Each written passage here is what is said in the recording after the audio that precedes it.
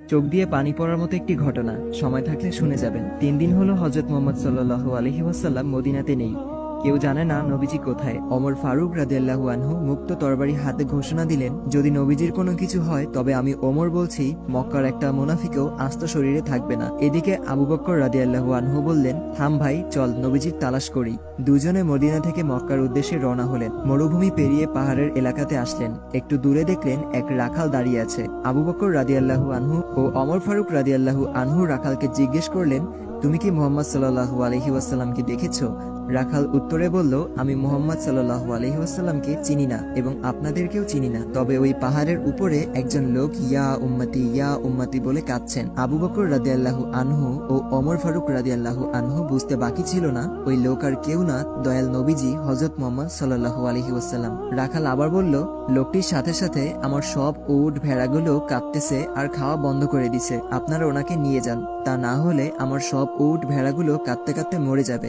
আবু বকর রাদিয়াল্লাহু আনহু ও ওমর ফারুক রাদিয়াল্লাহু আনহু পাহাড়ে গিয়ে দেখলেন দয়াল নবীজি সেজদারত অবস্থায় ইয়া উম্মতি বলে কাঁদছেন। নবীজির কষ্টে আবু বকর রাদিয়াল্লাহু আনহু বললেন, ইয়া রাসূলুল্লাহ, আমি আবু বকর ইসলাম গ্রহণ করার পর থেকে যত আমল করেছি সব আপনার উম্মতকে দিয়ে দিলাম, আপনি দয়া করে মাথা উঠান। নবীজি মাথা উঠায় না। এবার ওমর ফারুক রাদিয়াল্লাহু আনহু বললেন, ইয়া রাসূলুল্লাহ, আমি ওমর যে আপনার মাথা নিতে গিয়ে নিজের মাথা দিয়ে দিয়েছি, সে আপনার উম্মতের জন্য সব আমল দিয়ে দিলাম। নবীজি মাথা উঠায় না। আবু বকর রাদিয়াল্লাহু আনহু বললেন, ওমর কাজ হবে না, রাসূলুল্লাহকে একমাত্র ফাতেমা শান্ত করতে পারবে। তারা দুইজনে মদিনার দিকে ছুটছেন। পথে হযরত আলী রাদিয়াল্লাহু আনহু এর সাথে দেখা। আবু বকর ও ওমর রাদিয়াল্লাহু আনহু বললেন, সামনে গিয়ে লাভ নেই, রাসূলুল্লাহকে শান্ত করতে ফাতিমাকে লাগবে। এবার তিনজনে ফাতিমার বাড়ির সামনে আসলেন। আলী রাদিয়াল্লাহু আনহু ফাতিমাকে ডাক দিলেন। ফাতিমা বাইরে এসে স্বামীর চেহারা দেখে বললেন, আপনাকে এমন দেখাচ্ছে কেন?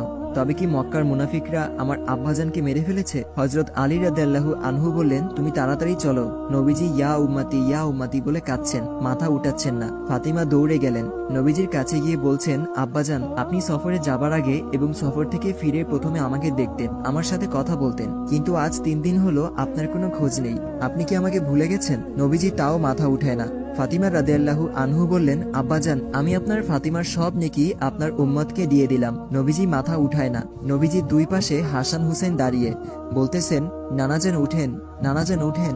নবীজি মাথা উঠায় না। হঠাৎ ফাতিমা রাদিয়াল্লাহু আনহু বলে উঠলেন, আব্বাজান, আপনি উঠেন, আমি আপনার উম্মতের জন্য আমি হাসান হুসেনকে কুরবানি দিয়ে দিলাম। আল্লাহু আকবার, আল্লাহু আকবার, আল্লাহু আকবার। এবার নবীজি মাথা উঠালেন আর বললেন, ফাতেমা, তুমি কি দোয়া করলা? আমার আল্লাহ তোমার দোয়া কবুল করে ফেলেছেন। নবী রাসূল সাহাবীদের রক্ত ঝরানোর কারণেই সেই দিন আজ আপনার আমার কাছে আসতে পেরেছে। আসুন, আল্লাহর হুকুম